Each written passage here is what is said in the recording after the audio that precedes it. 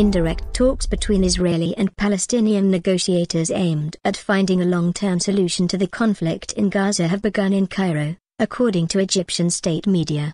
The fresh discussions come amid a new three-day ceasefire agreed between Israel and the Islamist group Hamas. A BBC reporter in Gaza says the truce is holding so far, with signs of normal life returning to the streets. About 2,000 people have died since the fighting in Gaza began on 8 July.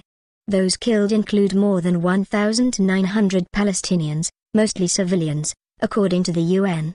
64 Israeli soldiers have been killed in the fighting and 3 civilians in Israel have also died. On Friday, Israeli negotiators had left Cairo after failing to agree a deal with their Palestinian counterparts.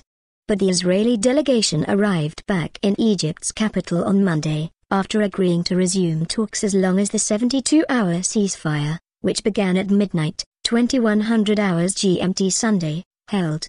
Militants in Gaza said they had fired several rockets towards Israel shortly before the truce got underway, and Israeli airstrikes had continued on Sunday evening, but the ceasefire has been respected since.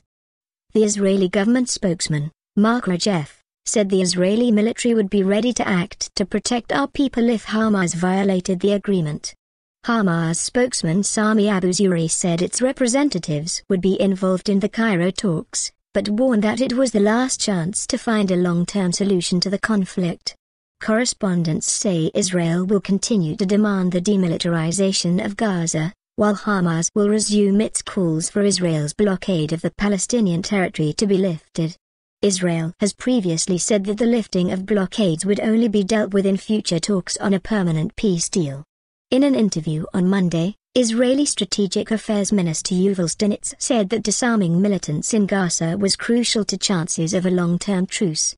If a diplomatic solution was not possible, he told Israel Radio, then he was convinced that sooner or later the Israeli army would have to take temporary control of Gaza to demilitarize it again.